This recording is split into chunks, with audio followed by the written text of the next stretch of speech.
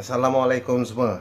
Salam perjuangan, salam sejahtera kepada semua saudara, terutamanya yang berada di Sarawak. Biasa ada isu-isu tertentu baru saya buat video kan. Dan sekali ini bergerak kawan dekat belakang,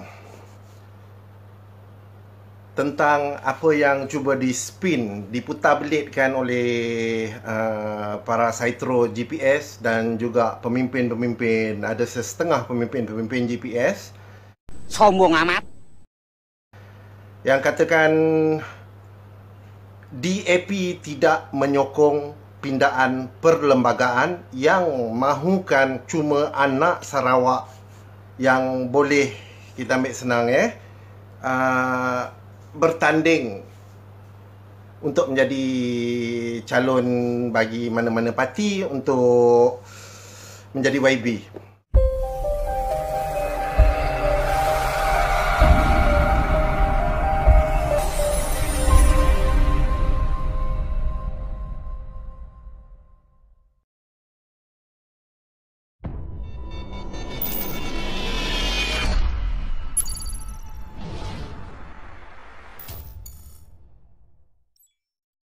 Jangan lupa subscribe ha.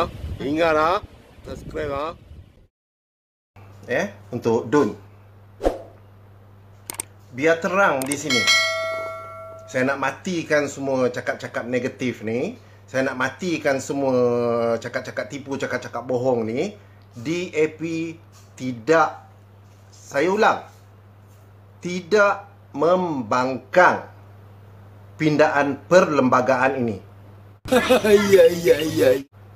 Bahkan kami menyokong jika itu betul niat yang cuba diadakan. Tapi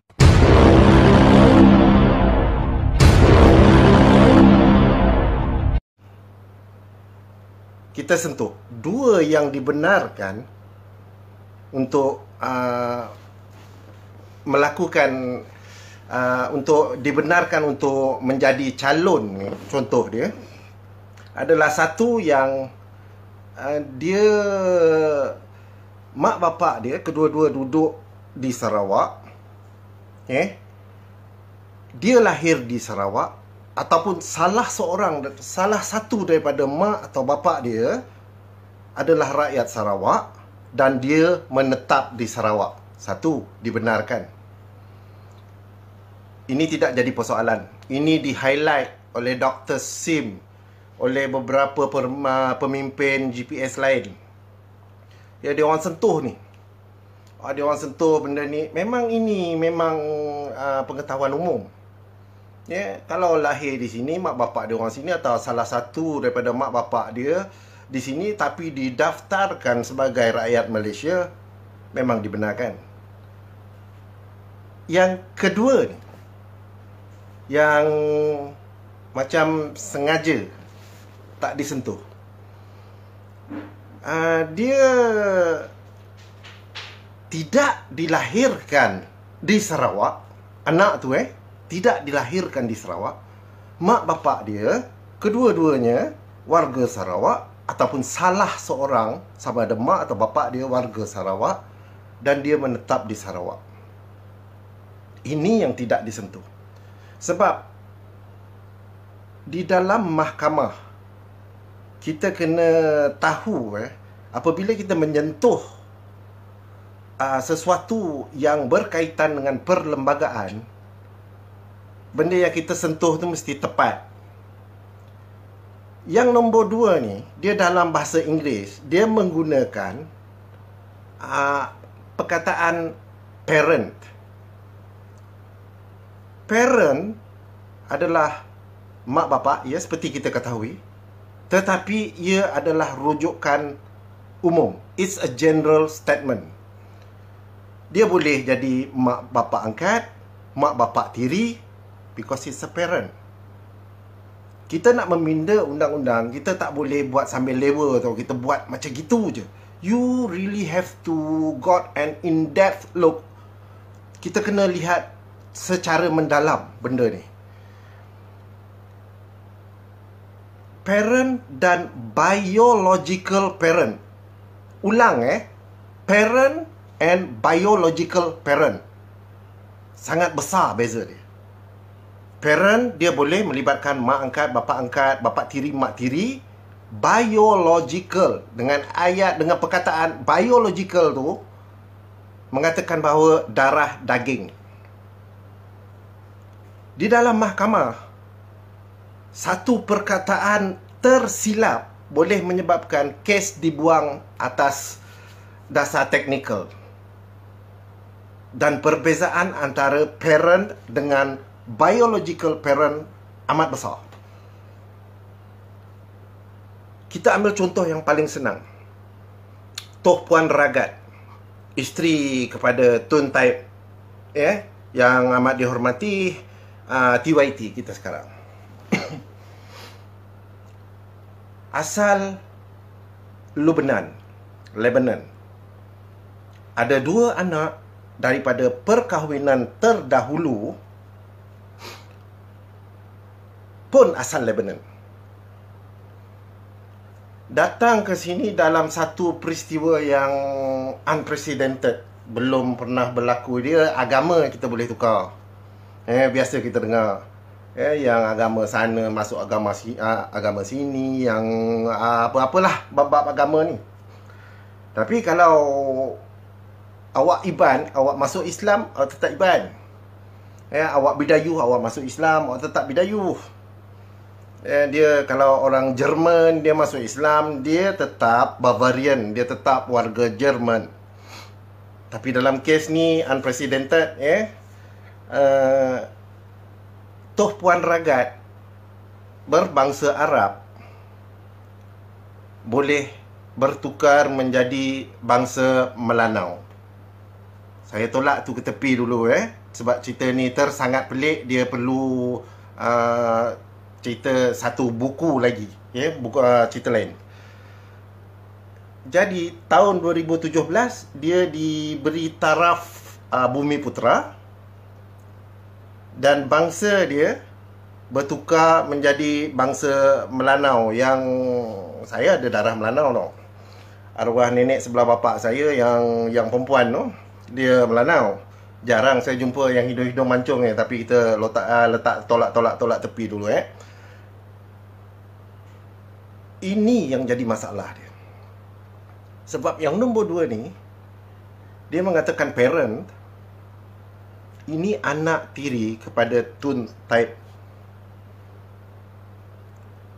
Dan mereka, jika ini dipinda, undang-undang ini dipinda, dibolehkan untuk mengikut pilihan raya, dan jika menang boleh terpilih, dan jika mempunyai syarat yang cukup, boleh dilantik menjadi menteri.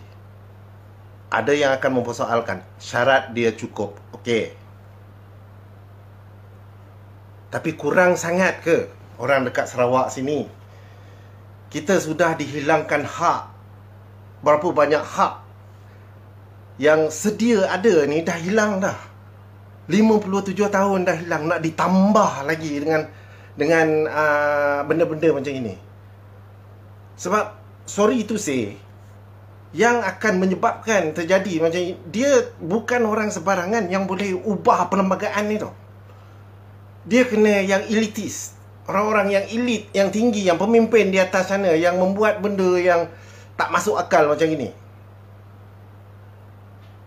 Dan apabila elitis ni, dia tak ada jaminan bahawa anak Toh Puan Ragat ni dia akan habis di sana saja. Tak.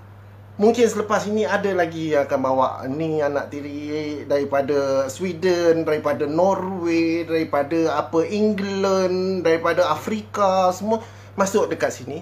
Dan these people are elitist. Apabila mereka dalam golongan elitis, kuasa mereka pegang. Dan kebanyakan dia, anak dia layak atau tidak layak maaf akan diangkat jadi pemimpin hanya untuk menyambung legasi kononnya, tapi yang penting sekali untuk menyambung to get that cable connection, that power. People look up to you untuk memastikan bisnes keluarga ni terus-terusan berjalan. Okay, let us say dalam tempoh 10 tahun akan datang, ada 12 orang-orang yang macam ini, yang bukan orang Sarawak ni. Sebab kedudukan keluarga mereka akan dipilih jadi calon sebab dibolehkan. Kena ingat, kalau ini diluluskan, dibolehkan mereka bertanding. Dan apabila mereka bertanding, kalau mereka menang, mereka jadi pemimpin. Hak orang Sarawak untuk memimpin negeri sendiri pergi mana?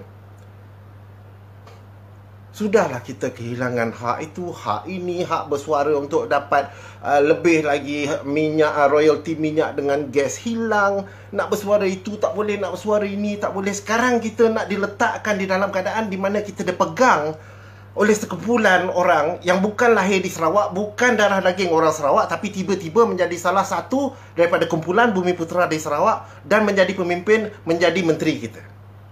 Macam gitu. Rendah sangat ke martabat orang Sarawak ni nak dibuat macam tu? Ini yang di AP Bangkang. Sebab undang-undang kalau nak dibuat, dia kena buat ketat tau. Dia orang gunakan ayat tight. Dia orang gunakan GPS, gunakan ayat tighten. They want to tighten benda ni, memastikan anak Sarawak bertanding di sini. Tapi dalam mereka menggunakan perkataan tighten tu, ia mengetatkan tu, dia buat loopholes tu. Dia buat ada jalan telus keluar untuk for you to override sistem ni. Selama ni perjuangan yang kononnya Sarawak first tu mana? Di mulut je. Cerita parti lokal. Ini lagi satu. Kita sentuh sekejap cerita parti lokal. Parti DAP, ya betul, ditubuhkan di Semenanjung. Kita di sini bersuara sebagai cawangan daripada parti DAP. Dan cawangan dia di sini tak ada satu pun daripada pengerusi sehingga ke ahli-ahli biasa orang Semenanjung. Tak ada. Dan untuk pengetahuan semua, saya berani sahkan kalau macam GPS ini, dia ada parti besar, ada parti Taiko, UMNO. Dia orang nak buat, dia orang nak letak calon dalam pilihan raya, nama ni kena hantar pergi sana. Dia kena endorse tau. Ketua UMNO ni tadi, yang sebelum ni ketua BN, sekarang entah apa nama, PN, apa N, itulah pasal. Dia orang kena endorse tau. Kalau ketua UMNO ni cakap, tak boleh, yang calon bagi kawasan ni aku tak setuju, yang itu aku tak setuju, ini kena tukar, kena cari yang lain. It don't happen here in DAP. Pengerusi kami, YB Chong Chen Chen, diberi kuasa penuh memilih dan menentukan calon-calon sendiri. Tak ada masuk campur. Kalau pun pemimpin datang dekat sini sebelum pilihan raya tu, hanya untuk berkenalan dengan barisan calon yang dah disediakan oleh YB Chong Chen Chen. Hanya untuk tahu siapa yang akan jadi calon sini, siapa yang akan jadi calon sini, dia orang tak ada masuk campur tu. Jadi kalau cerita kamu parti lokal tapi masih lagi dia ada collar, macam anjing tu, dia ada satu collar, masih lagi kena ikut arahan sini sana, apa gunanya jadi parti lokal? Dan kita parti DAP, cawangan daripada Semenanjung dekat sini, kita tak ada benda macam itu. Kita tak kena pegang macam itu. Jadi maksud awak semua, benda-benda luar, kalau buat daripada luar, masuk dekat sini, dia dianggap ini orang Semenanjung, buat, masuk sini, parti Melaya. Jadi kalau saya beli kereta Mercedes tu, saya duduk dalam, saya jadi orang Jerman. Macam gitu. Kemudian ada kawan saya, dia kerja dengan syarikat McDonald's yang diasaskan di Amerika Syarikat. Dia jadi orang Amerika. Otak tu pakai sikit. Kan? We are going global. We are going global. Kita nak pergi ke ini apa? Menguasai jauh sangat lah. Minta maaf lah kan. Dengan keadaan ekonomi sekarang, dengan pemimpin entah apa-apa kerja satu pun tak dibuat. Asyik cerita tu, cerita ni, saya layak PM, saya ada ni, saya ada tu, menyampah. Ekonomi tak jaga. Tak payah cerita ni dunia. Tapi kita nak diketahui oleh dunia ni. That is apa yang saya nampak sebagai mentality yang really I have no words for it. Kan? Benda-benda yang kurang akal macam ini. Tapi berbalik kepada tadi, selama ini cerita nak perjuangkan parti lokal, cerita nak perjuangkan masyarakat tempatan, maksudnya warga Sarawak you put on top. Sekarang warga Sarawak di nombor 2 kan. Yang pertama naik ke bulan, kalau saya tanya semua tahu, Neil Armstrong, Neil Armstrong, Neil Armstrong. Yang kedua, mesti ramai tak tahu kan. For being number 2, you still get kicked by number 1. People don't remember siapa yang nombor 2. Dan awak nak letakkan warga Sarawak dekat nombor 2. Otak pakai sikit. Tak kira menteri mana dekat Sarawak, tak kira ketua mana, pemimpin mana dekat Sarawak, saya bersuara sebagai rakyat Sarawak. I have lived here. Moyang saya antara yang berjuang dahulu untuk membebaskan Sarawak. I have all the rights untuk bercakap. Kami tidak membangkang. Untuk anak Sarawak mempunyai hak-hak seperti yang kamu nak buat dalam penggubalan undang-undang ini. Tapi nak buat, jangan buat macam budak tadika lah kan. You put sombong amat. Put there biological. Kita punya pengerusi YB Chong Chen nak letak ayat Sarawak di dalam tu, di dalam perlembagaan tu. Kamu bangkang. Nampak tak? Tujuan kamu tu tak ikhlas.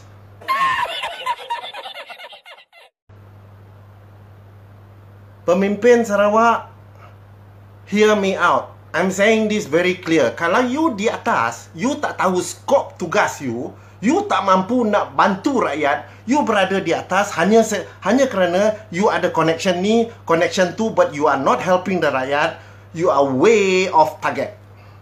Oleh sebab you dilantik, dibayar gaji menggunakan wang-wang yang dikutip daripada cukai rakyat ini, dibayar balik gaji you untuk membayar gaji you untuk you tolong rakyat. But if you are only capable of tolong you sendiri dengan tolong you punya keluarga, get out. You resign. Because of what? Nak selamatkan you. Why I nak selamatkan you? You are given this much money untuk buat this much kerja, tapi you langsung tak buat. Gaji you haram. So you better resign.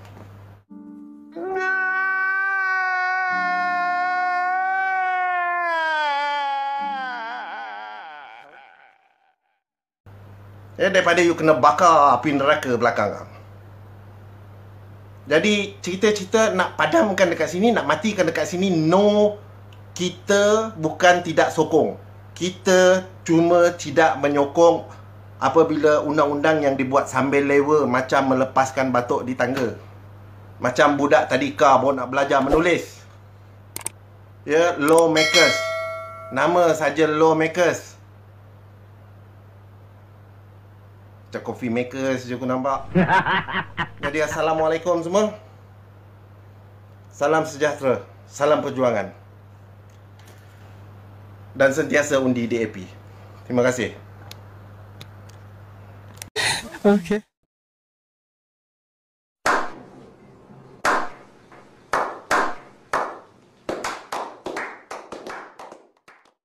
Sombong amat. Jangan lupa subscribe Ingat subscribe